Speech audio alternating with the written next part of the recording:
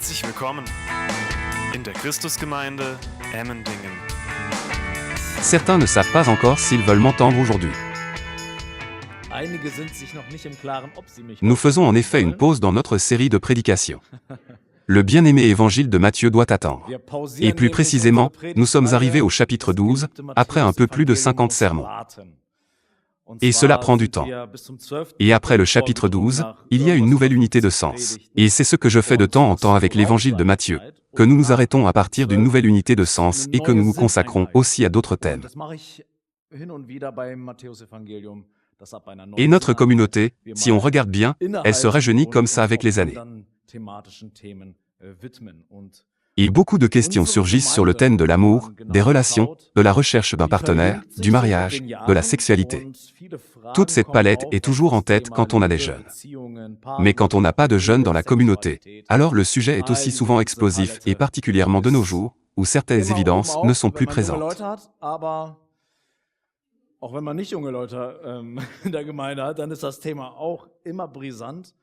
Et à ce sujet, il ne faut pas se plaindre, mais prêcher. Et c'est ce que je vais faire maintenant avec vous. Nous allons rester quelques semaines dans cet éventail de thèmes.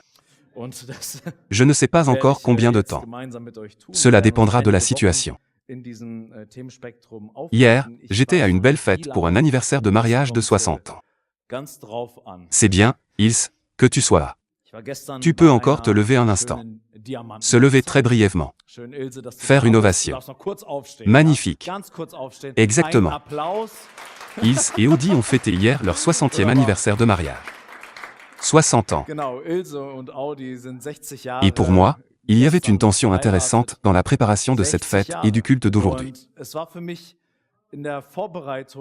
Comment trouver le bon partenaire? Et que dire aux personnes qui sont mariées depuis 60 ans? Mais c'est bien. Ça m'a montré, quand tu poses la question, comment trouver le bon partenaire, qu'il faut aussi regarder vers l'avenir.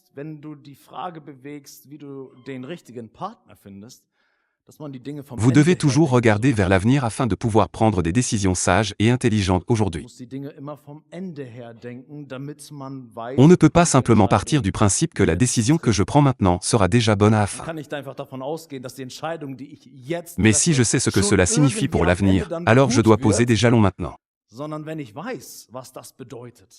Et c'est pour ça que c'est bien d'avoir cet anniversaire en tête maintenant. Et de se poser cette question, comment trouver le bon partenaire? Il y a eu comme un murmure dans la salle, quand Andy a dit dans la modération que nous avions ce sujet. Je ne sais pas ce que signifie ce murmure. Alors, restons ici pour l'instant, ou est-ce qu'on appelle encore notre fils et notre fille pour qu'ils viennent? Ou certains se disent que le sujet aurait dû être abordé il y a 10, 20 ou 30 ans. Je ne sais pas comment tu te sens. Et peut-être que tu penseras aussi, donc, ce n'est pas vraiment mon sujet, parce que j'ai bien sûr déjà trouvé le bon partenaire. Tu peux lui faire un câlin, oui. Et pourtant, il s'agit souvent de principes spirituels. Et ils sont aussi importants pour les personnes qui ont déjà trouvé leur partenaire idéal. C'est pourquoi ce mot, je pense, est aujourd'hui pour nous tous. Nous avons pris des engagements. Je voudrais commencer par un point que j'ai intitulé « Le mystère de l'amour ».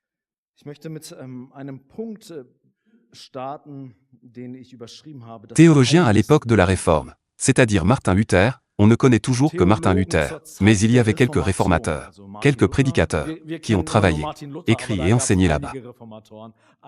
Et nous ne devrions pas penser que les gens de la Réforme, quand tout cela a commencé, ce détachement de l'Église catholique et de ses traditions, vers, de retour aux Écritures, qu'ils étaient d'accord sur tout. C'est à peu près comme aujourd'hui. Il y a des ambiguïtés sur de nombreuses questions. Comment devons-nous nous positionner?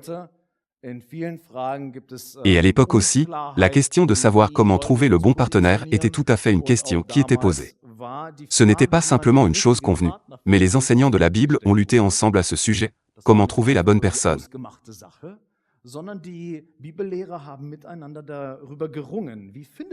Est-ce qu'une confirmation surnaturelle est importante pour que je sache que c'est le partenaire de ma vie?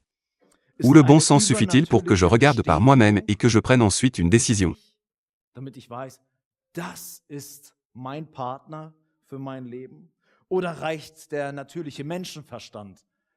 J'ai donc besoin de l'instruction du Seigneur, n'est-ce pas?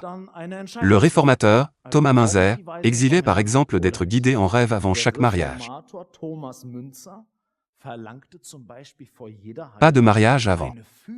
D'abord, tu as besoin d'une guidance surnaturelle dans le rêve. Maintenant, quand on est amoureux, je crois qu'il y a beaucoup de guidance surnaturelle dans le rêve, ou un guidage tout à fait naturel dans le rêve.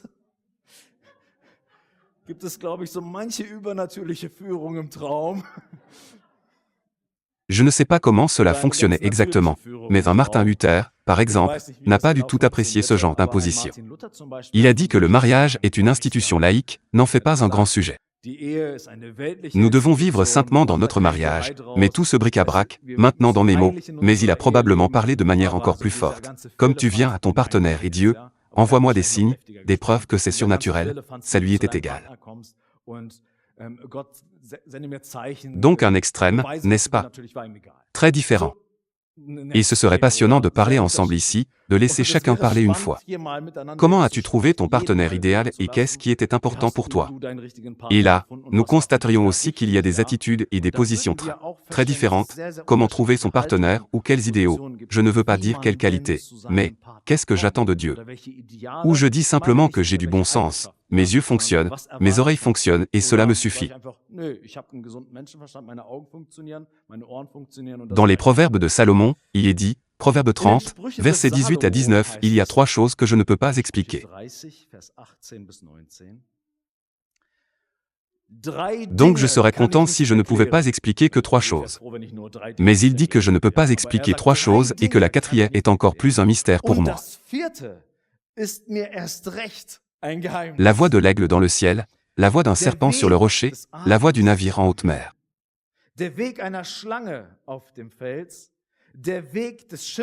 Ce sont des choses qu'il ne peut pas expliquer. Mais quelle est donc la 4e chose, qui est à plus forte raison un mystère pour lui? Le chemin d'un homme vers une femme. Ah, c'est si beau. Un secret de Polichinelle. Comment ça marche? Le sage Salomon, il a dit comment cela se fait, et Salomon était très sage, il était très intelligent, il était très pénétré de ce que Dieu veut de nous, les hommes. Il dit, c'est un peu trop haut pour moi. Ce qui se passe, comment ça se fait, je ne peux pas t'expliquer. Et c'est intéressant, la Bible est pleine de l'amour entre l'homme et la femme. Elle est pleine sur le caractère d'un bon mariage entre un homme et une femme. Et elle est aussi pleine du plan de Dieu pour la sexualité entre l'homme et la femme. Cependant, il est frappant d'observer que nous ne trouvons pas d'horaire exact, comment trouver le bon conjoint.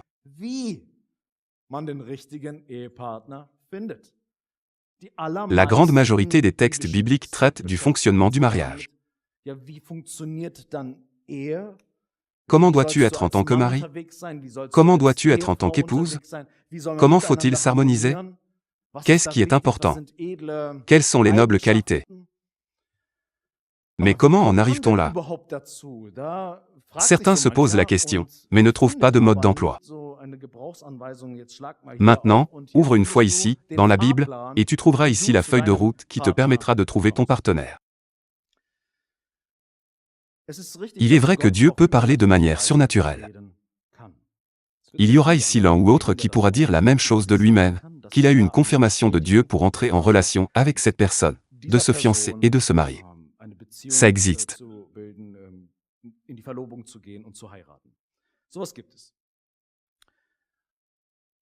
Mais nous ne sommes pas obligés d'attendre de tels signes surnaturels.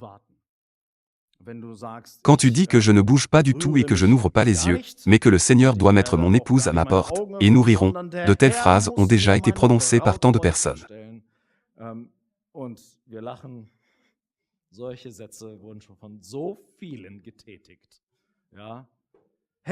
Les mains sur les genoux, cela doit venir du Seigneur et rien d'autre. Devoir attendre ce signe divin est une contrainte que certains s'imposent et qui est inutile.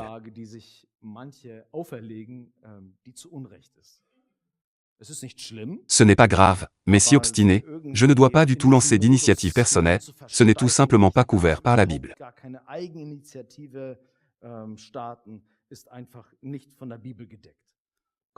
Dieu nous laisse une grande liberté dans la conduite de notre vie. Tous les détails ne sont pas préprogrammés. Dieu nous laisse une grande marge de manœuvre pour agir dans la mesure de nos possibilités. Et de peser le pour et le contre.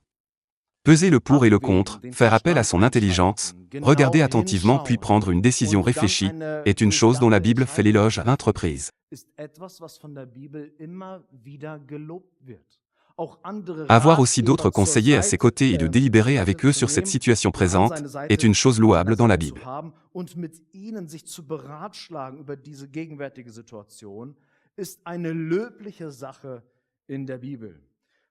La passivité en soi n'est pas une valeur sacrée. Seulement y passer toute sa vie, « Seigneur, que veux-tu ? Seigneur, que veux-tu ?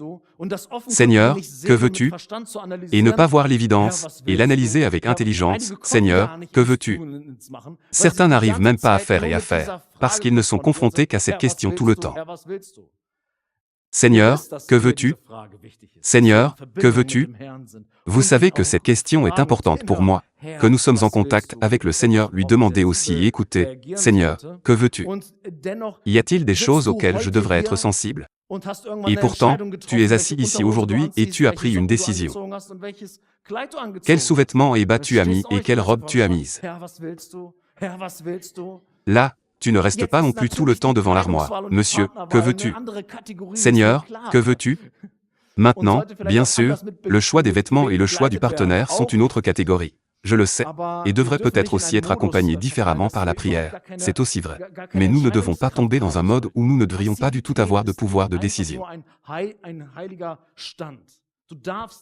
La passivité n'est pas un état sacré. Tu as le droit d'être actif, tu as le droit d'aller à l'examen, tu as le droit de faire le guet, tu peux prendre l'initiative. Il faut que je le dise une fois. Je reçois tellement de demandes de jeunes femmes que vous ne pouvez pas vous imaginer. J'ai rencontré quelqu'un et je l'aime bien, et à son regard je sais qu'il m'aime bien aussi.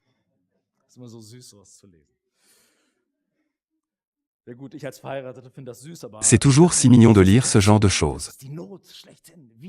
Oui, bon, moi qui suis marié, je trouve ça mignon, mais dans cette situation, c'est la détresse, par excellence. Comment on gère ça ?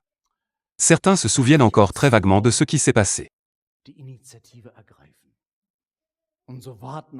En tant que femme, puis-je prendre l'initiative ?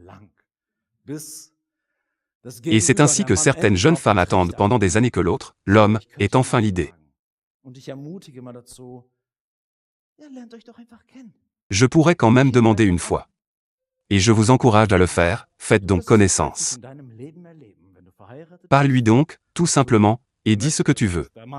Tu le verras souvent quand tu seras marié, que tu veux que ton mari comprenne quelque chose, mais qu'il ne sait tout simplement pas ce que tu veux.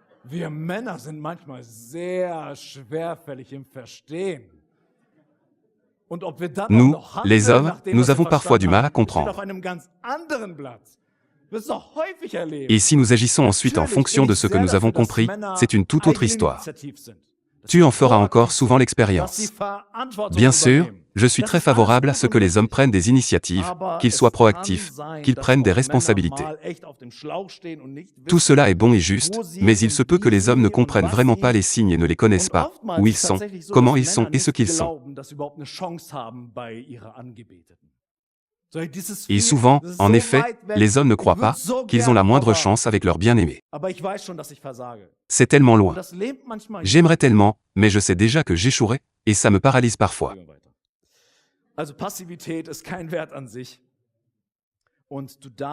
Continuons à avancer. Donc, la passivité n'est pas une valeur en soi. Et tu peux faire des projets, tu peux prendre des décisions. En 1 Corinthiens 6, verset 12, il est dit que tout m'est permis. Mais tout n'est pas utile. Tout m'est permis, mais je ne veux pas me laisser dominer par quoi que ce soit. C'est une déclaration. Si j'avais été Paul, j'aurais dit « Je n'écris pas cela dans la Bible. Car qu'est-ce que c'est que ce large spectre? Tout m'est permis, mais tout n'est pas utile. Cela devient soudain une très grande responsabilité personnelle. De gérer la situation dans laquelle nous sommes, recevoir de la sagesse pour nous aider à naviguer dans la vie. Ce n'est pas toujours facile. Mais la Bible ne dit pas non plus après le verset, au fait, la vie devient simple. Une très grande responsabilité personnelle. Tant de ce qui se dit aujourd'hui. Les limites ne sont pas fixes là où vous savez. D'accord, finalement le pasteur Valdemar nous a donné une feuille de route en 4 points et si je travaille à travers eux dans les 4 semaines, alors j'ai mon rêve à Némia et je peux me présenter au mariage. Aujourd'hui, il s'agit davantage de principes spirituels. Et ces principes spirituels doivent poursuivre le but, que les décisions que nous prenons y contribuent, que nos choix contribuent à la louange de sa gloire. Comme il est dit en Éphésiens 1, verset 12, serve.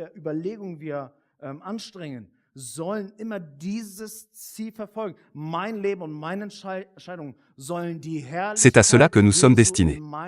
C'est pourquoi, ce que nous faisons, les réflexions que nous faisons, doit toujours poursuivre cet objectif. Ma vie et mes décisions doivent refléter la gloire de Jésus. Faire grandir dans ma vie.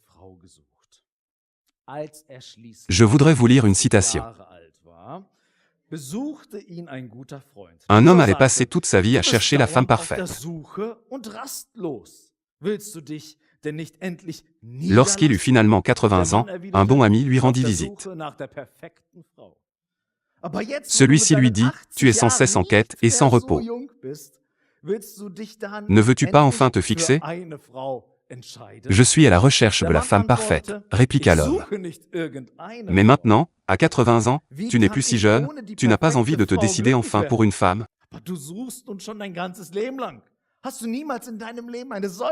L'homme répondit que je ne cherchais pas n'importe quelle femme.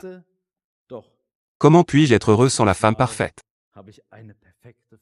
Mais tu as cherché toute ta vie maintenant. Tu n'as jamais trouvé une telle femme dans ta vie?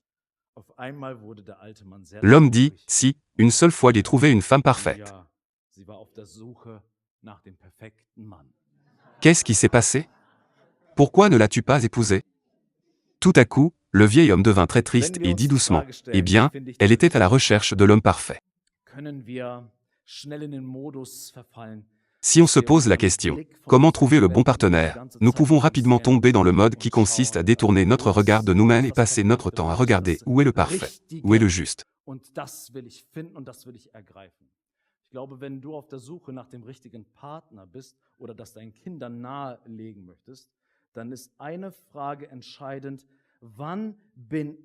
Et c'est ça que je veux trouver et c'est ça que je veux saisir.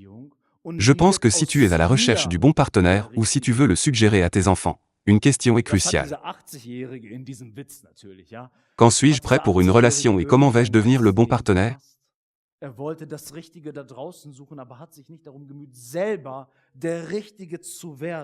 C'est ce qu'a fait cet octogénaire dans cette blague, bien sûr, oui, a raté toute sa vie. Il voulait chercher la bonne là-bas, mais ne s'est pas efforcé de devenir lui-même la bonne personne. Et je pense qu'il est bon de commencer par la question de sa propre aptitude. Trop de gens se dispersent dans des relations, des histoires d'amour, sans se poser d'abord la question, suis-je capable d'avoir des relations? Suis-je seulement capable d'assumer la responsabilité de quelqu'un d'autre? Suis-je seulement capable d'aimer? Et je ne parle pas d'avoir le béguin. Tu peux l'être dès l'âge de 6 ans. J'ai eu le béguin pour ma femme actuelle Myria à l'âge de 6 ans. Alléluia! J'ai déjà dit que j'allais l'épouser.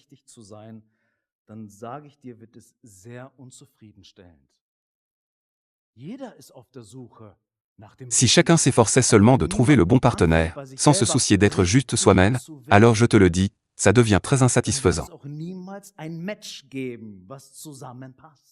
Tout le monde est à la recherche de la bonne chose. Mais si personne ne commence à devenir juste avec lui-même, alors il n'y aura jamais de match qui aille ensemble.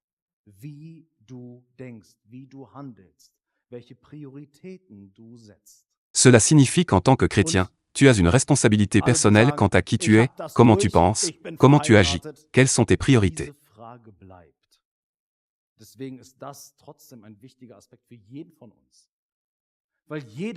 Et tous ceux qui disent « j'ai traversé ça, je suis marié », cette question reste.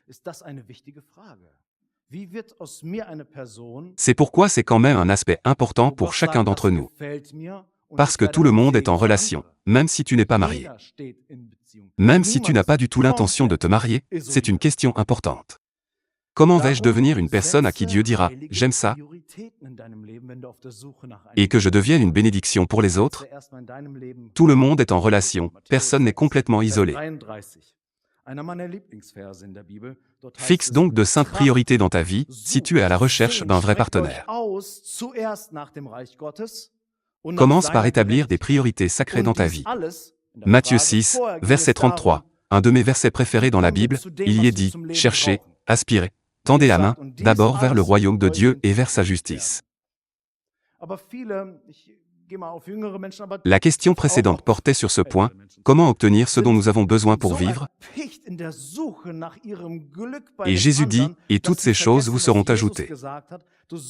Mais beaucoup, je vais aller sur des gens plus jeunes, mais ça s'applique aussi aux personnes plus âgées, sont si empressés de chercher leur bonheur auprès de l'autre, qu'ils oublient ce que Jésus a dit.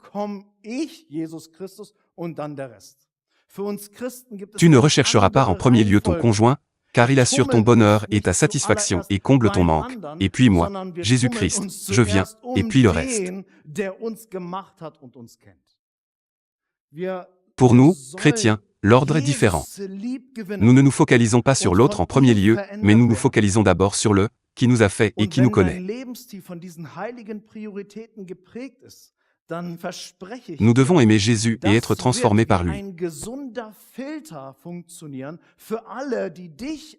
Et si ton style de vie est marqué par ces 5 priorités, alors je te promets que ça va bien marcher, pour tous ceux qui te regardent, qui te désirent peut-être.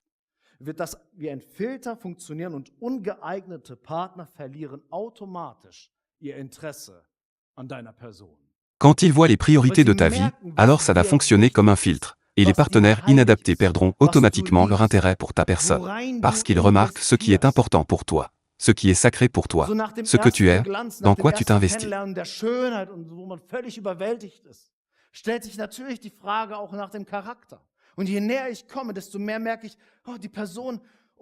Ainsi, après le premier brillance, après la première connaissance, la beauté, où l'on est complètement subjugué, se pose naturellement aussi la question du caractère.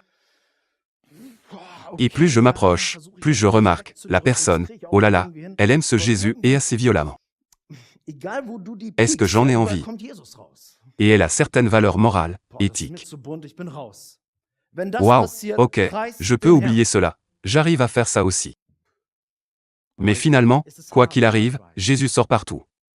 Waouh, c'est trop bizarre pour moi, je me retire. Si cela arrive, loue le Seigneur. Oh, c'est dur, oui, je sais, et tu vas peut-être dire, oui, c'est facile pour toi, tu es marié, etc. J'ai été jeune aussi, j'ai dû fixer des priorités. Qu'est-ce qui est important pour moi?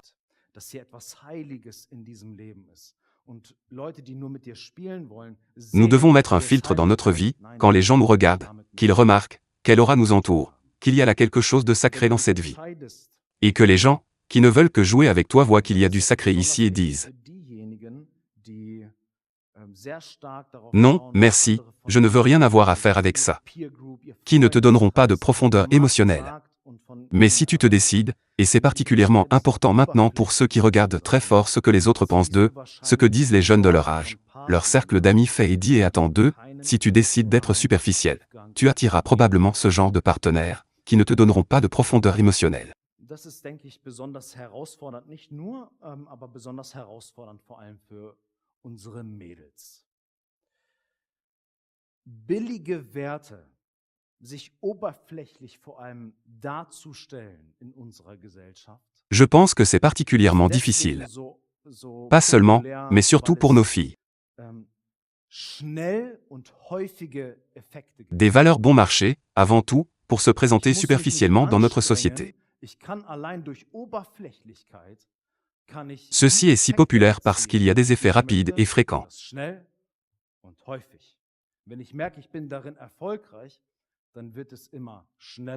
Je n'ai pas à faire d'efforts. Je peux, par la seule superficialité, obtenir les effets que je veux, rapidement et fréquemment.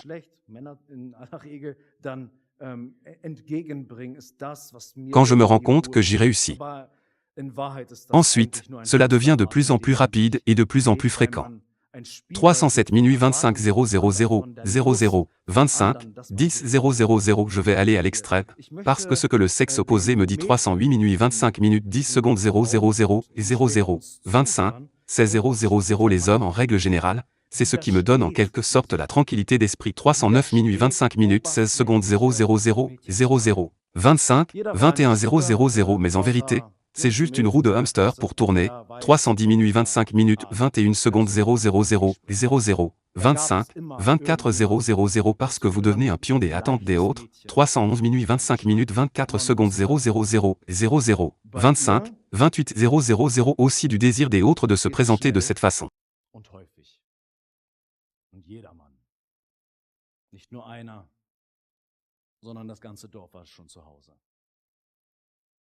Und in jungen Jahren, wo du irgendwie auf der Suche bist nach jemandem, dann ist das, weil du ja nicht so weit schaust oft. Ja? Man denkt die Dinge nicht vom Ende her, sondern man denkt, ich will ja auch irgendwie jemanden abbekommen, also lasse ich mich auch auf dieses... Je veux écouter les filles dans cette salle et qui nous écouteront plus tard, et dis à mes enfants à l'avenir, résistez à cette pression, résiste au fait d'être des filles superficielles.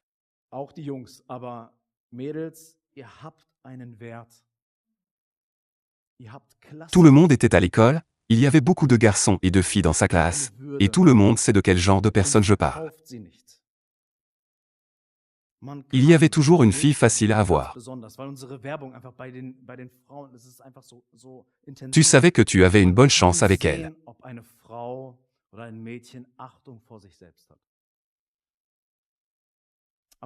Et chaque homme, pas seulement un, mais tout le village, était déjà chez elle. Et à un jeune âge, quand vous cherchez quelqu'un. Ensuite, parce que vous ne regardez pas si loin, c'est souvent comme ceci, on ne pense pas à l'avenir, mais on pense que, je veux aussi avoir quelqu'un, je m'implique donc dans ce niveau superficiel. Mais cela se termine généralement par une catastrophe majeure. Même les garçons, mais les filles, vous avez de la valeur, vous êtes génial. Erwarte nicht, dass Respekt vor deiner Würde hat und dass deinen wahren Wert erkennt. Vous avez une dignité, ne la vendez pas. Frauen, auch Männer, besonders Frauen haben hier. Vous pouvez regarder les filles en particulier comment nos efforts sont reçus. C'est tellement intense, vous pouvez voir si une femme ou une fille a du respect pour elle-même. Wenn du hingegen auf himmlische und ewige Werte setzt, mais si vous êtes facile et superficiel, alors vous montrez que vous n'avez aucun respect pour vous-même. Et puis vous trouverez quelqu'un à vos côtés qui n'aura aucun respect pour vous non plus. Parce que c'était l'enseigne publicitaire, c'était l'affiche. Que vous avez traîné. Je n'ai aucun respect de moi-même, je me vends aux yeux de tout le monde. Et puis quand vous attrapez quelqu'un alors, ne vous attendez pas à ce qu'il ait du respect pour votre vie. Ne vous attendez pas à ce qu'il respecte votre dignité. Et il réalise votre vraie valeur. Les femmes, aussi les hommes, mais surtout les femmes, avoir une grande responsabilité ici, qu'ils fassent attention à ce que je vaux et à qui est-ce que je donne réellement à quoi.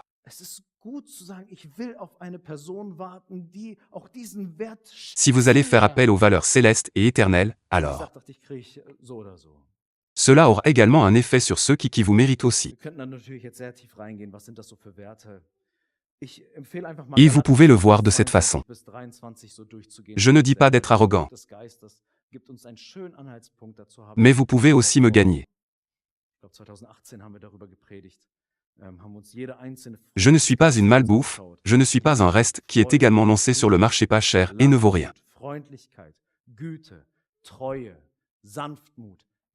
Mais je suis quelqu'un aux yeux de Dieu. Je suis un enfant de notre Père céleste. Et un père ne regarde pas sa fille comme ça. Vous êtes indésirable, voyons qui d'autre vous emmènera. Comprenez-vous l'idée? Voici une valeur et ne l'ignorez pas. C'est bon de dire que je veux attendre une personne qui apprend aussi à apprécier cette valeur. Et ne dis pas, je vais vous avoir de toute façon. Bien sûr, nous pourrions aller très loin maintenant.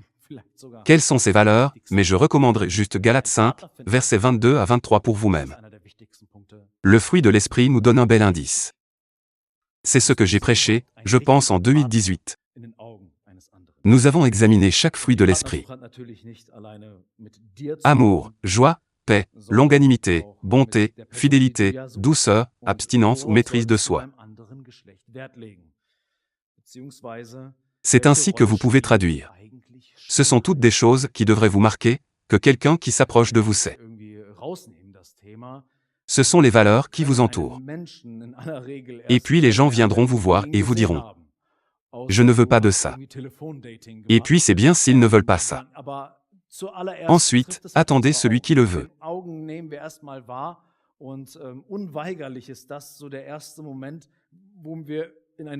D'accord, nous avons été très forts maintenant. Et je pense que c'est peut-être l'un des points les plus importants. Si je veux trouver un partenaire, c'est l'un des points les plus importants. Avez-vous raison? Êtes-vous même un vrai partenaire aux yeux de quelqu'un d'autre? Mais bien sûr, la recherche d'un partenaire ne concerne pas seulement vous, mais aussi avec la personne que vous recherchez. Et que devriez-vous rechercher chez le sexe opposé? Plus précisément, quel rôle joue réellement la beauté? Vous ne pouvez pas éliminer le problème. En règle générale, nous ne pouvons apprendre à connaître qu'une personne quand nous l'avons vue, sauf si vous avez fait des rencontres téléphoniques.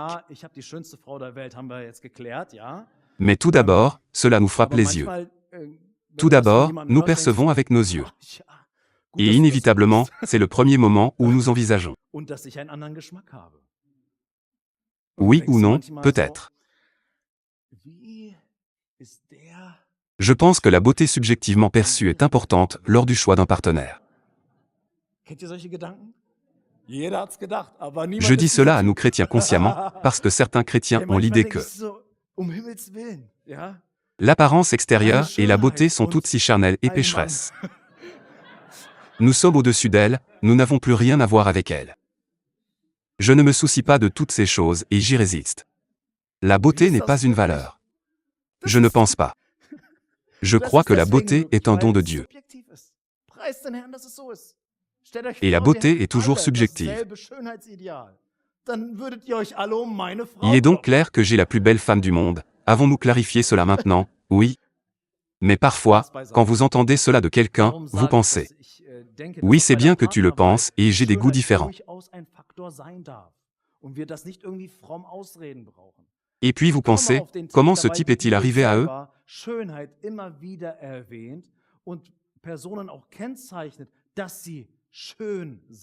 Connaissez-vous de telles pensées? Tout le monde le pensait, mais personne n'est ce type.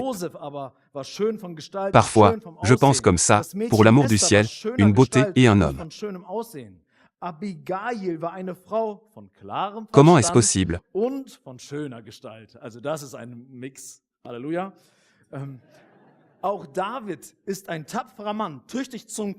C'est possible parce que c'est subjectif.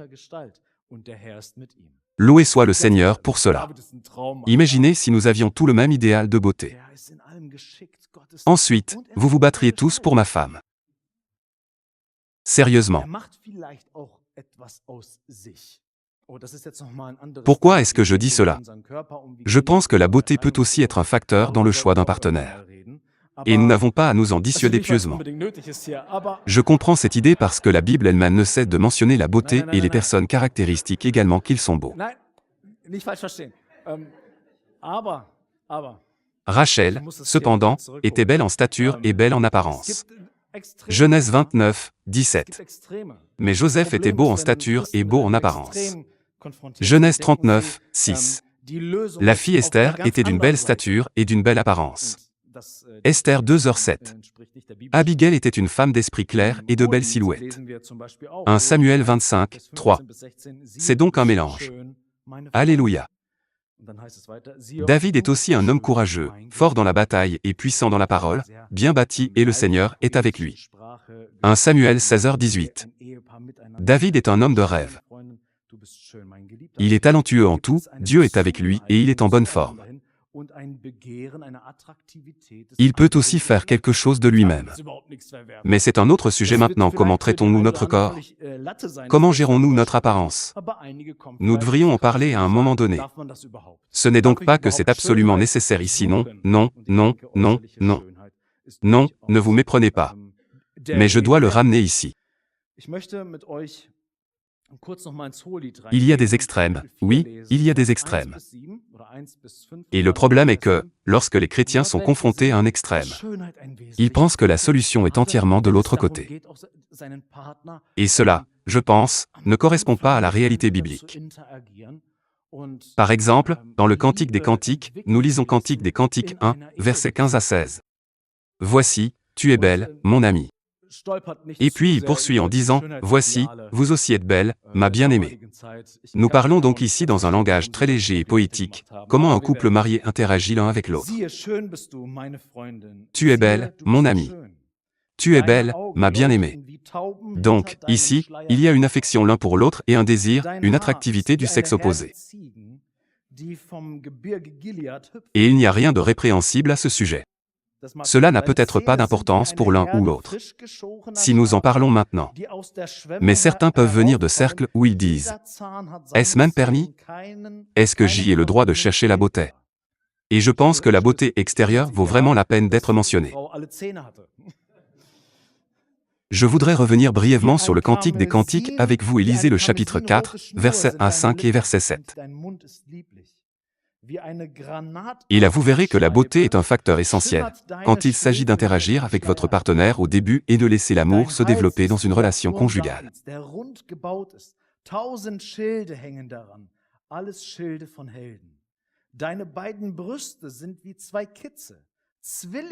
Et ne trébuche pas trop sur les idéaux de beauté de l'époque.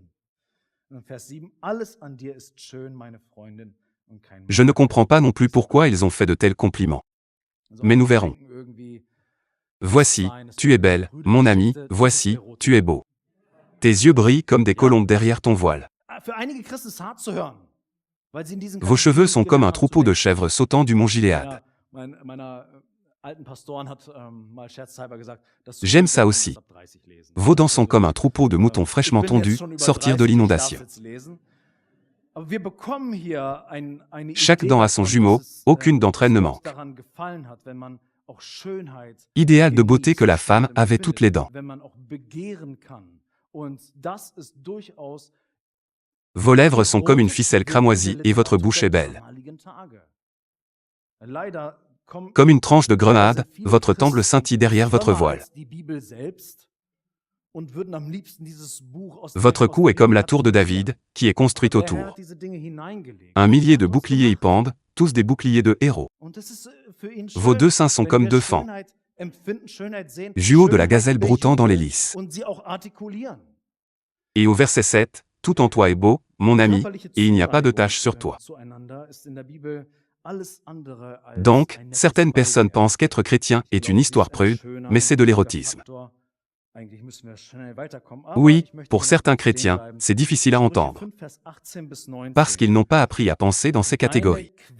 Un de mes anciens pasteurs a dit un jour en plaisantant, « Le Cantique des Cantiques ne peut être lu qu'à partir de 30 ans. » J'ai déjà plus de 30 ans, j'ai le droit de le lire maintenant. Mais nous avons ici une idée que Dieu en est satisfait. Si vous aimez aussi la beauté, ressentez la beauté, si vous pouvez aussi désirer. Et c'est de la littérature assez érotique de cette époque. Malheureusement, beaucoup de chrétiens sont plus pieux que la Bible elle-même. Ils voudraient catapulter ce livre hors de la Bible. Mais le Seigneur a mis ces choses dedans, il nous a fait. Et c'est beau pour lui quand nous sentons la beauté, voyons la beauté. Célébrer la beauté et l'articuler. L'affection physique les uns pour les autres est tout sauf un bel accessoire dans la Bible. Je pense que c'est un facteur agréable et important. En fait, nous devons progresser rapidement, mais je voudrais m'arrêter un instant ici.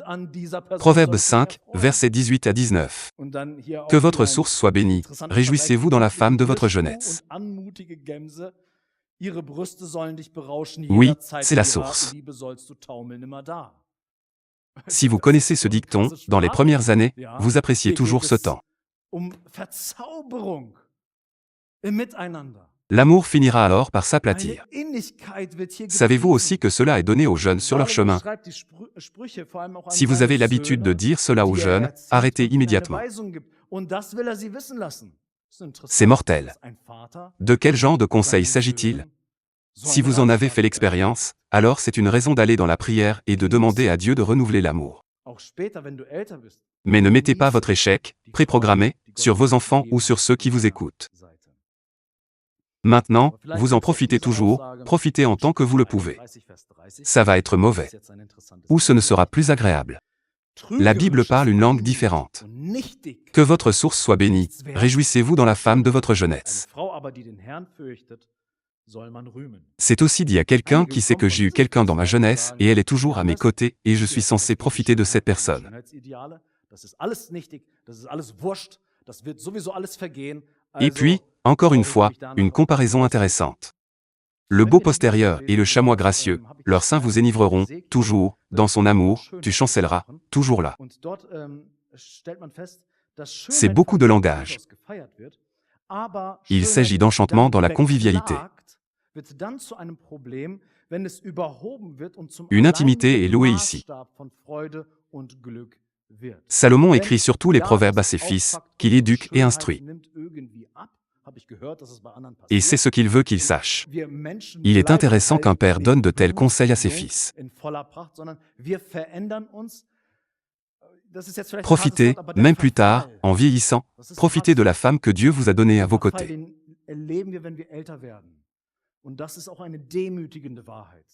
Mais peut-être connaissez-vous aussi cette déclaration dans Proverbe 31, verset 30.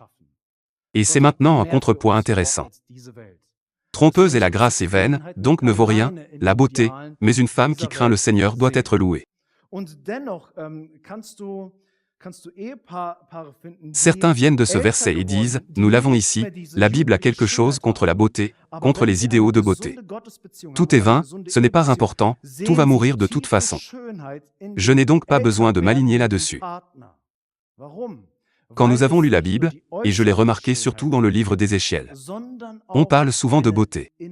Et là, vous trouvez que la beauté est définitivement célébrée par Dieu, mais la beauté est alors déplorée, puis devient un problème, quand il est exalté et devient la seule mesure de la joie et du bonheur.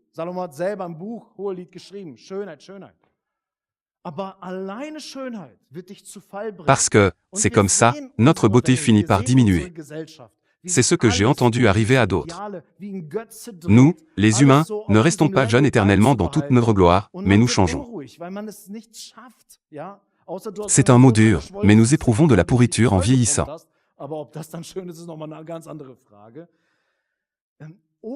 Et c'est aussi une vérité humiliante. C'est pour nous aligner sur le fait que nous ne sommes pas faits pour ce monde seul. Dieu a plus pour nous que ce monde. Nous ne devrions pas voir notre satisfaction uniquement dans les idéaux de ce monde. Et pourtant, vous pouvez trouver des couples mariés qui ont vieilli, qui n'ont plus cette beauté juvénile, mais s'ils ont une relation saine avec Dieu et une relation conjugale saine.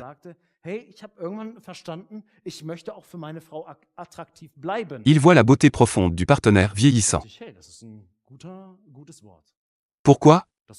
Parce qu'il n'y a pas que la beauté extérieure, mais aussi une beauté intérieure. Et c'est ce vers quoi ce verset de Proverbe 31, verset 30 veut nous pousser. La beauté, nous l'avons lu, est bonne. Salomon lui-même a écrit dans le livre du Cantique des Cantiques, beauté, beauté. Mais la beauté seule vous fera tomber. Et nous voyons notre monde, nous voyons notre société, comment tout tourne autour de cet idéal, comme une idole. Il faut paraître jeune le plus longtemps possible. Et vous devenez agité parce que vous ne pouvez pas le faire. Sauf si vous avez un visage enflé à un moment donné, parce que tu as boursouflé ton visage. Mais savoir si c'est bien est une toute autre question. La superficialité ne suffit pas. L'attraction externe dans la recherche d'un partenaire à sa valeur est importante, était important pour moi et j'aime la beauté de ma femme. Je me délecte de la beauté de ma femme. Et j'espère qu'elle le fera aussi, et on doit le faire un peu aussi, pour que cela reste ainsi. Comme me l'a dit récemment un frère de l'Église. Et, à un moment donné, j'ai compris, je veux rester attrayant pour ma femme aussi. C'est là que j'ai pensé, et, c'est un bon mot. C'est ce que les autres devraient entendre. Non, c'était une bonne conversation.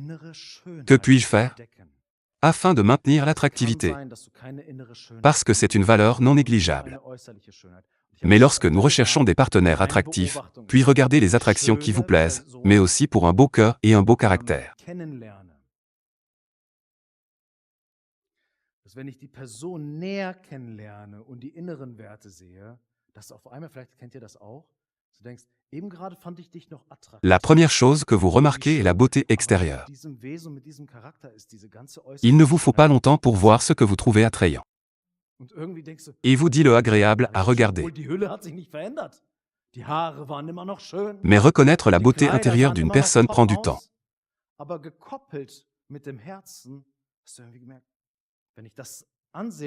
Plus de temps que nous le prenons ces jours-ci. Quand nous voyons la beauté extérieure, il n'y a rien de mal à cela. Nous entrons dans une relation et puis avec le temps, nous réalisons si une personne est aussi belle à l'intérieur. Vous n'avez vraiment pas besoin d'être un mathématicien pour dire que ce calcul est vraiment naïf et produit tant de misère.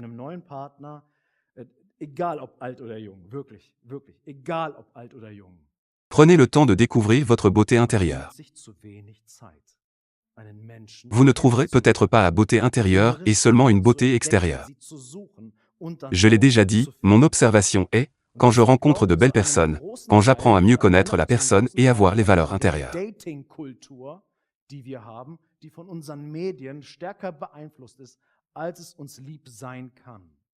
Que tout d'un coup, peut-être que vous le savez aussi. Tu penses, tout à l'heure je t'ai trouvé attirant, beau. Mais avec cet être, avec ce caractère, toute cette beauté extérieure n'est rien. Et puis vous pensez, d'une certaine manière je n'aime plus ça.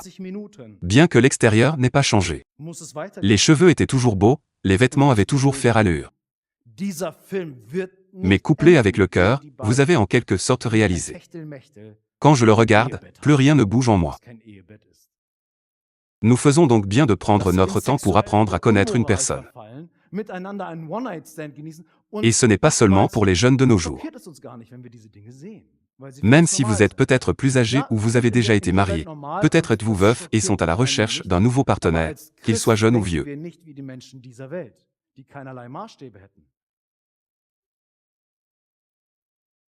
Vraiment, vraiment, peu importe si vous êtes vieux ou jeune, vous ne prenez pas assez de temps pour apprendre à connaître une personne, découvrir la beauté intérieure, la chercher puis la trouver.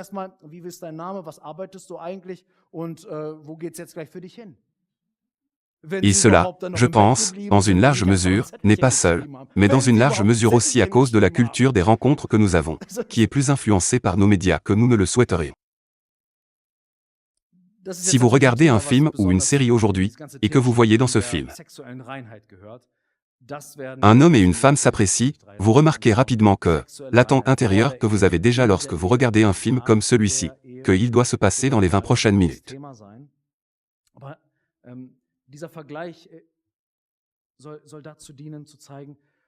Ce film ne se terminera pas tant que les deux ne se retrouveront pas dans le lit conjugal qui n'est pas un lit conjugal.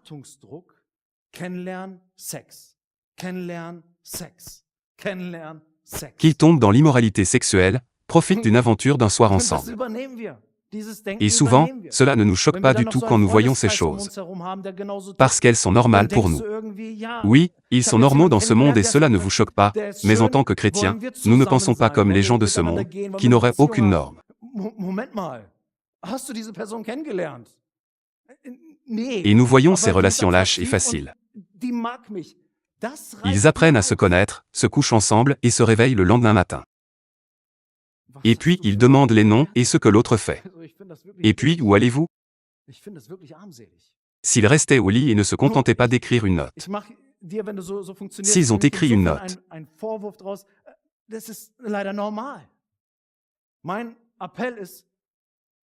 maintenant, bien sûr, c'est un sujet qui appartient particulièrement à tout ce spectre de sujets de pureté sexuelle. Nous examinerons cela à nouveau au cours de cette série de sermons. Pureté sexuelle avant le mariage, dans le mariage, après le mariage. Ce sera un autre sujet important. Cette comparaison vise à servir et à montrer que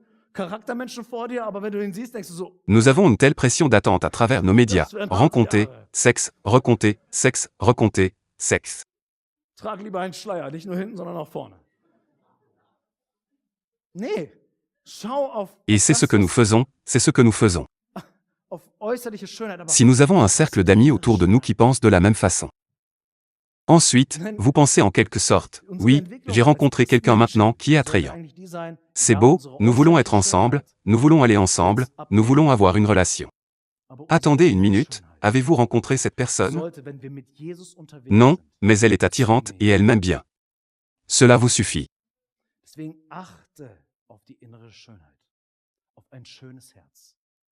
Quelles sont vos valeurs? Donc, je pense que c'est vraiment bon marché. Je pense que c'est vraiment pathétique. Seulement, si vous fonctionnez ainsi, je vous le reproche dans la mesure où, malheureusement, c'est normal. Mon appel est qu'un chrétien n'est pas normal dans ce monde. Cela ne fonctionne pas comme la pensée de ce monde, mais se demande ce qui est saint, ce qui est juste, ce qui est bon, ce qui est parfait. Sur quoi dois-je me concentrer? Regardez les valeurs intérieures. Ne dites pas que vous ne vous souciez pas de la beauté. L'essentiel est que vous ayez en quelque sorte une personne de caractère vraiment géniale devant vous.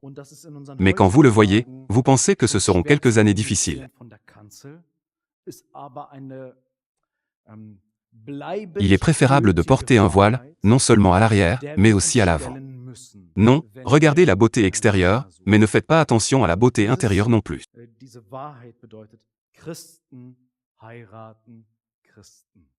Notre développement en tant que chrétien devrait en fait être comme ça. Oui, notre beauté extérieure la diminuera, mais notre beauté intérieure devrait augmenter à mesure que nous marchons avec Jésus.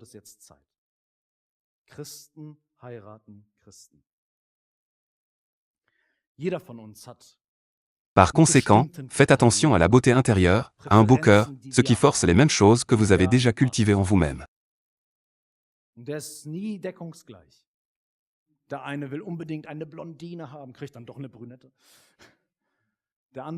Je voudrais en venir à un dernier point, qui revêt une importance particulière pour l'ensemble du sujet.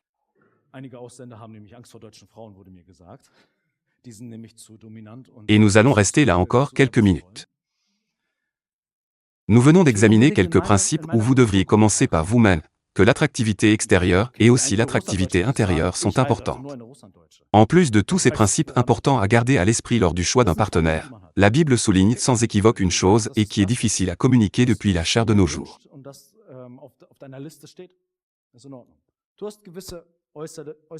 Mais c'est une vérité durable à laquelle nous devons faire face lorsque nous recherchons un partenaire.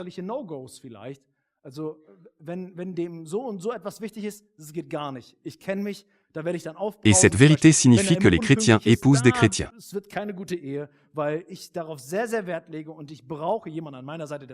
D'accord, laissez-le s'enfoncer un instant. Pour certains, cette phrase est déjà une impulsion. Mais donnez-vous et donnez-moi et la parole de Dieu du temps maintenant. Les chrétiens épousent des chrétiens. Chacun de nous a un catalogue ou des préférences spécifiques lorsque nous recherchons un partenaire.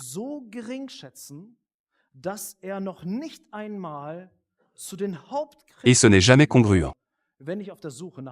L'un d'eux veut désespérément avoir une blonde, mais devient ensuite brun. L'autre, je ne sais pas, ne veut en aucun cas être marié à une Allemande.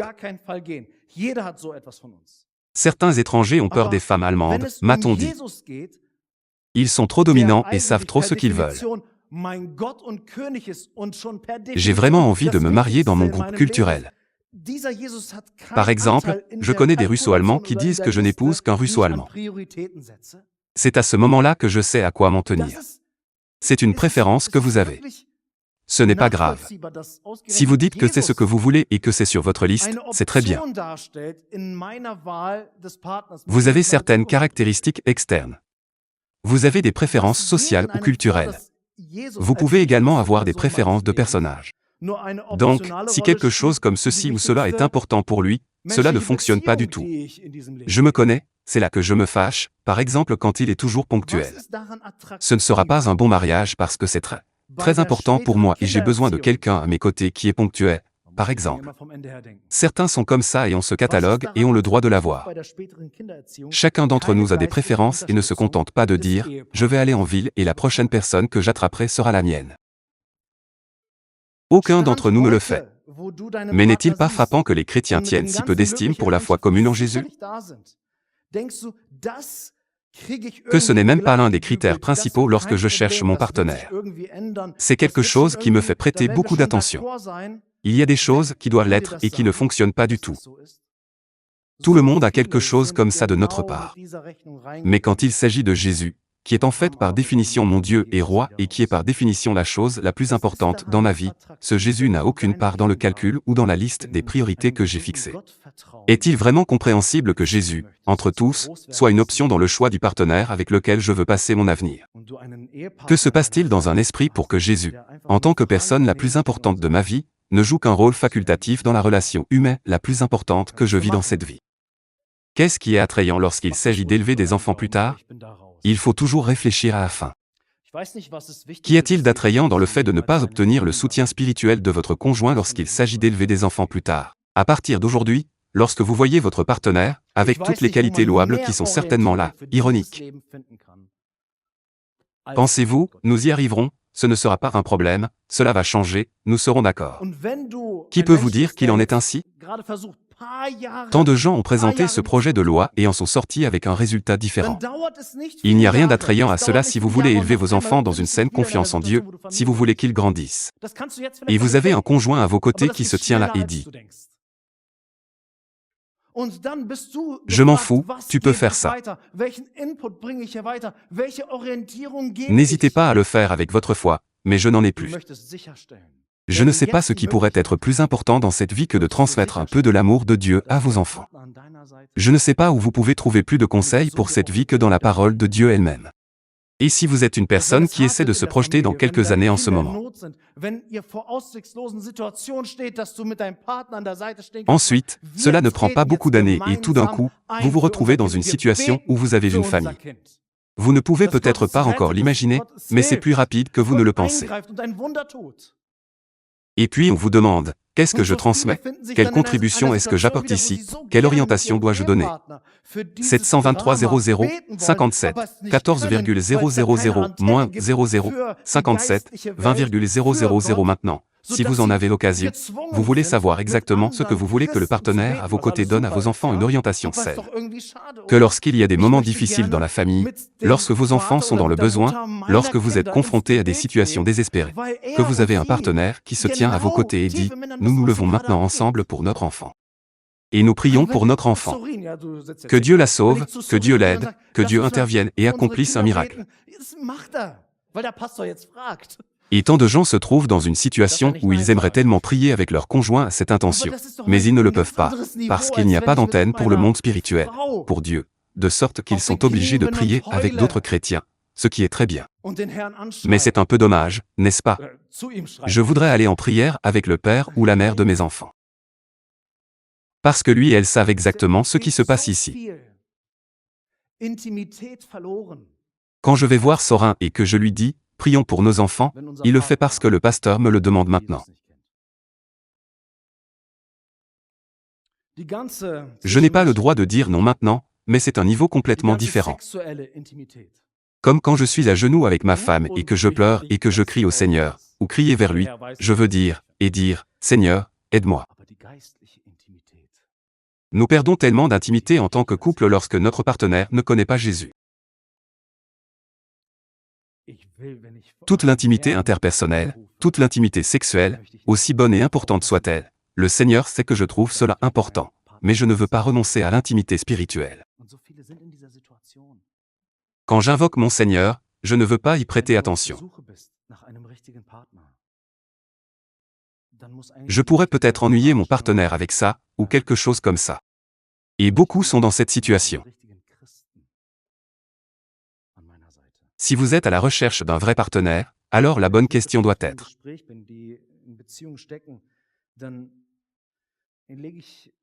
je cherche un vrai chrétien à mes côtés. Quand je parle à des gens qui sont en couple, alors je mets toujours un point d'honneur à mettre l'accent sur parce que parfois j'ai l'impression que j'ai quelque chose contre le partenaire non chrétien. Non, je n'ai rien contre votre partenaire non chrétien, rien du tout. Et quand j'apprends à le connaître, ce sont généralement des personnages très louables. Et dites, gentil gars, allez, faisons quelque chose ensemble. Mon problème n'est pas votre partenaire non chrétien. Mon problème, c'est votre nombre incohérent d'abonnés. Ce n'est pas l'autre qui est mon problème. Je comprends pourquoi un partenaire non chrétien voudrait avoir un partenaire chrétien à ses côtés. Parce que les chrétiens, en règle générale, quand ils sont un peu sur la route avec Jésus, ont un caractère agréable. Ils sont fidèles, ils sont loyaux, ils ont de bonnes valeurs. Ce n'est pas ce que les chrétiens recherchent. Mon problème n'est pas qu'ils vous veuillent. Bien sûr, vous êtes une bonne personne. Vous pouvez fonder une famille avec vous. Mon problème, ce sont vos choix car votre décision en dit beaucoup plus sur vous que sur lui.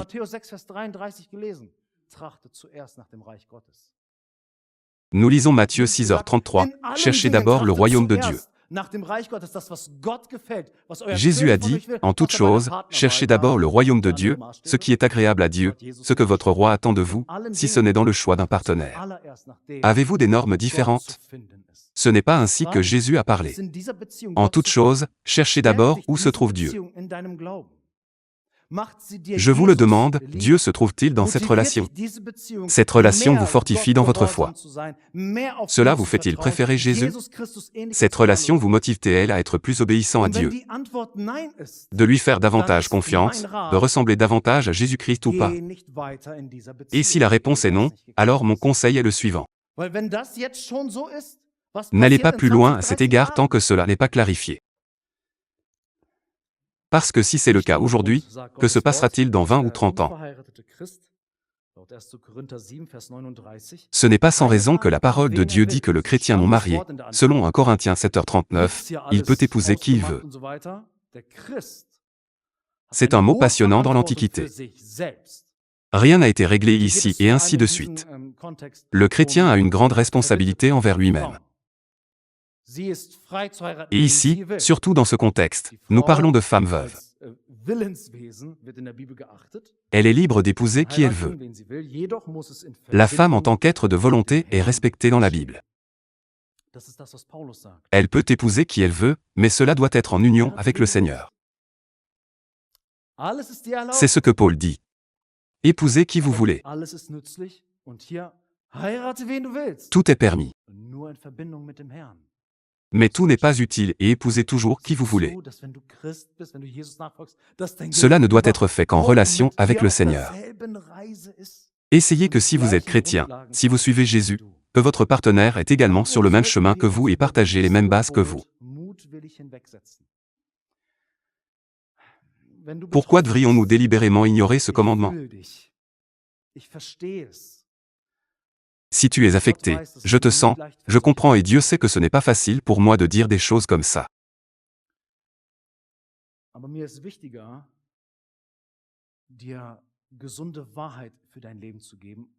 Mais il est plus important pour moi de vous donner une vérité saine pour votre vie, que de saisir ce moment maintenant que vous avez un bon sentiment.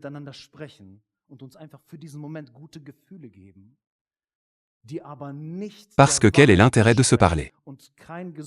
Et juste nous faire sentir bien pour ce moment, mais qui ne correspondent pas à la vérité et ne produisent pas un résultat sain. Et puis cela signifie parfois dire des choses désagréables. Mais pas parce que vous n'aimez pas ou n'aimez pas quelqu'un ou le déteste ou lui souhaite du mal. La vérité est quelque chose que Dieu nous a donné, qu'elle nous libère, qu'elle nous inspire et nous fortifie dans cette vie.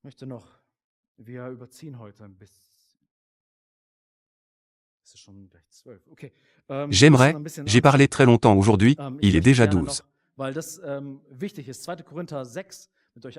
Nous devons aller un peu plus vite.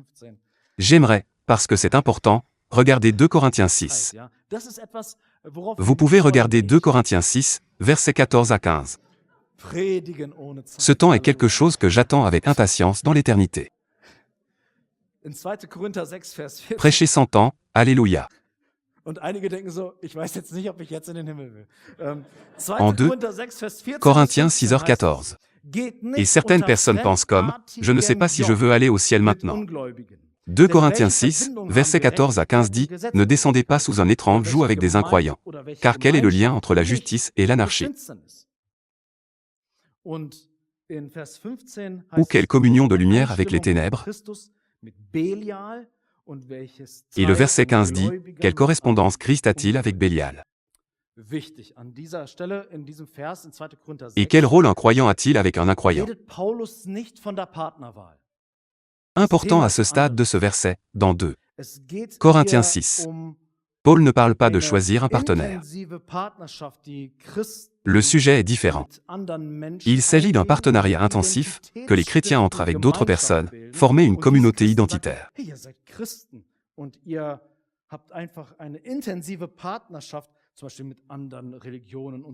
Et à ces chrétiens, il dit, vous êtes chrétiens et vous avez juste un partenariat intense, par exemple avec d'autres religieux, etc. Ce n'est pas sain. Tu ne passeras pas sous le même joug, 2 BUF où un joug est tiré ensemble sur la même corde dans la même direction.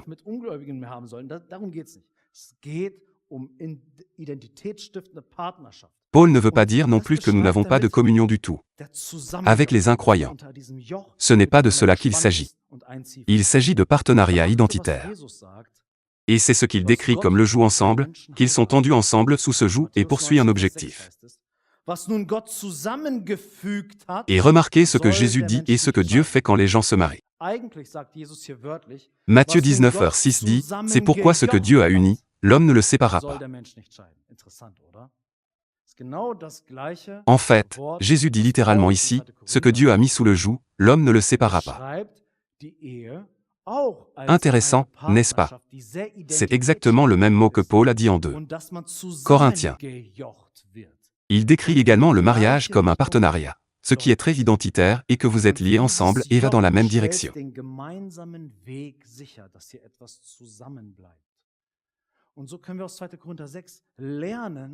Et ce joug assure le chemin commun, que quelque chose reste ensemble ici.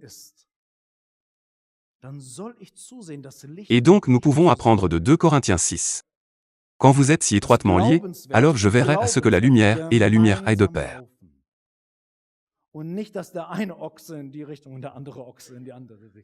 Que les valeurs de la foi et les valeurs de la foi vont de pair. Et ce n'est pas qu'un bœuf en veuille un dans une direction et l'autre bœuf dans l'autre. Cela se produit déjà assez parmi les chrétiens. Vous n'avez plus besoin de cela. Pourquoi retrouvons-nous cet accent encore et encore dans la Bible, pour chercher un partenaire croyant? Comme Éphésiens 5 le décrit, n'ayez pas peur, nous n'entrons pas dans le texte, cela nous occupera au cours des prochaines semaines, décrit comment Dieu envisageait la relation conjugale. Et là, c'est décrit d'une très belle manière, que Dieu a prévu pour un couple marié, d'être inspiré encore et encore par l'exemple de Jésus-Christ et de se marier sous le règne de Jésus. Je veux vous dire une chose. Si c'est le point de vue de Dieu pour nos mariages, que nous vivons notre mariage sous la seigneurie de Jésus et laissons-nous inspirer par Jésus-Christ pour notre relation, ça ne marche pas dans un mariage mixte, je pense, c'est incroyable.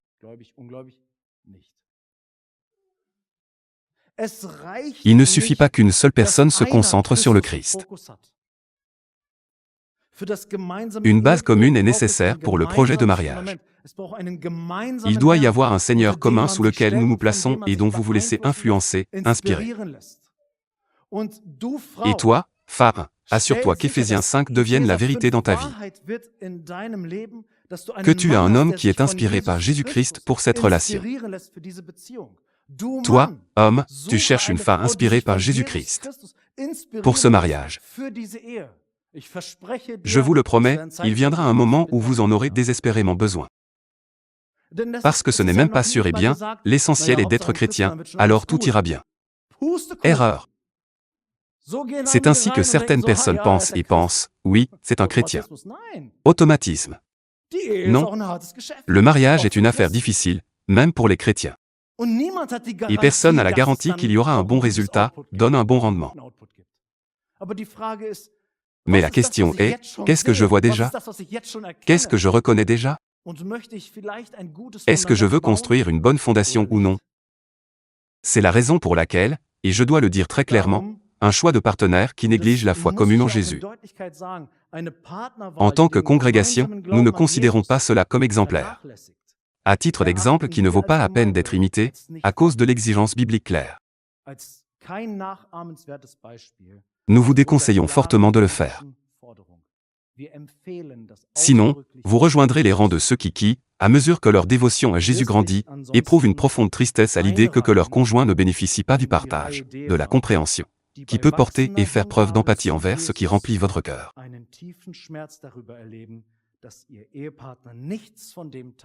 Pourquoi voulez-vous la chose la plus importante dans votre cœur? Ne partagez pas avec votre partenaire de cœur.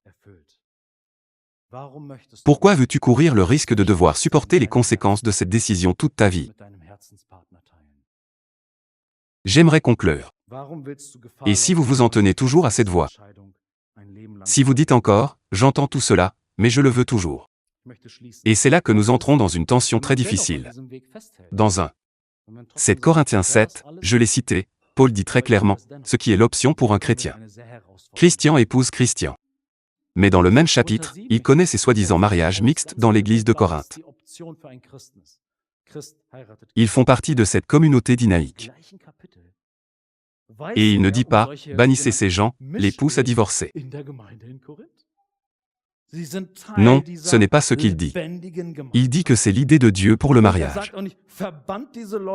Mais maintenant, certains sont dans ces constellations de relations. Maintenant, vous y êtes. Vous devez vivre les conséquences maintenant. Vous récolterez ce que vous semez. Mais il dit aussi clairement, ce mariage, même s'il ne poursuit pas l'idéal de Dieu, a sa validité devant Dieu et ne doit pas être délibérément brisé. Certains ont un tel mariage et disent, mais cela s'applique à moi, que dois-je faire maintenant? Paul ne dit pas, eh bien, vous êtes un chrétien de seconde classe maintenant, dehors. Ce n'est pas ainsi que je vois les choses dans la Bible. Il accepte ces chrétiens de toute façon. Même si Paul met en garde contre cette décision des plus imprudentes. Il sous-entend et dit, d'accord, vous êtes dans cette situation maintenant. Ce n'est pas l'idéal. Mais ne mettez pas fin à cette relation, parce que cette relation est maintenant de déployer le potentiel d'eux et qu'il est destiné à exercer une influence sacrée sur votre conjoint. Et c'est une tension intéressante que Paul place dans le même chapitre. Allez dans cette direction, pas dans cette direction ou pas dans celle-là. Puis il parle aux gens qui vont dans cette direction et dit, d'accord, maintenant restez dedans. Si vous avez encore le choix, ne le faites pas. Si c'est le cas, restez dedans, votre mariage est valide devant Dieu. Et vous pouvez espérer et prier maintenant, que le potentiel que Dieu a placé en vous influence votre partenaire.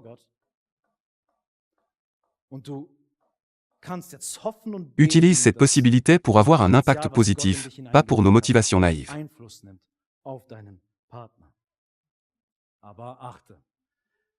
Donc, je cherche un partenaire qui ne connaît pas Jésus. C'est par moi qu'il devient chrétien. Il peut y avoir des exceptions. Mais Paul dit en Corinthiens 7, verset 16. Car que savez-vous, femmes, si vous sauverez l'homme? Ou que savez-vous, mec, si vous voulez sauver la femme? Il dit de ne pas être arrogant, de ne pas être si naïf. Quand vous voyez les signes délirants de la parole de Dieu pour votre relation actuelle, ensuite, écoutez et agissez. Mais si tu es toujours là-dedans, alors je t'emmènerai. Et je vous donne des conseils, des orientations à cet égard, d'être un témoignage positif maintenant. Et ainsi Paul apporte les deux, l'instruction et aussi l'admonestation. Et d'autre part, des conseils et de l'aide lorsque les gens en sont affectés. Weisung und auch Mahnung. J'aimerais Auf der conclure. anderen Seite Rat und Hilfe. Comment wenn trouver le Menschen bon partenaire? betroffen sind davon. Ich möchte zum Schluss kommen. Wie finde ich Si nous regardons tout ce que nous avons écouté aujourd'hui, alors il s'agit toujours de chercher la ressemblance avec le Christ. Wenn wir uns alles anschauen, was wir uns heute angehört En haben, moi et en mon dann geht prochain. es immer darum, Christusähnlichkeit Et c'est la zu vision du mariage. in mir Que ce qui est accompli par l'homme et la femme ensemble, und que das Jésus-Christ die fait grandir. Vision von Ehe. Dass das, was von Mann und Frau Que Jésus est gemeinsam honoré ist, et glorifié. dass es Jesus Que Christus Dieu soit loué. größer werden lässt. Dass Qu'il y a Jesus quelque chose geehrt ici dans la und louange de verherrlicht sa gloire par le mariage. dass Gott gepriesen wird, dass hier etwas Et donc les couples zum mariés ont encore un long Lobpreis chemin à parcourir seiner avec cet objectif en Herrlichkeit tête. durch die Ehe. Und somit haben Mais wir si vous das cherchez le bon Ehepaar partenaire, c'est de cela qu'il eigentlich vor s'agit. sich, mit diesem Qu'il est Ziel comme vor Christ, Augen. comme, Wenn du den semblable. richtigen Partner suchst, dann geht es C'est la runtergebrochen boussole pour genau prendre de darum. sages décisions. Christusähnlichkeit, Christusähnlichkeit, Christusähnlichkeit. Und das ist der Et si Dieu vous donne un rêve um surnaturel, dann auch alors c'est weise une bonne chose aussi. Entscheidungen zu treffen. Amen. Und Amen. Gott, der ein übernatürliches Ayez Vertrauen confiance hat, et croyez, ist das auch ça eine schöne aide, Sache. ça guérit, Amen. il y a une puissance divine. Merci à Astrid Liberman pour la transcription et à Jessica Wige pour la traduction.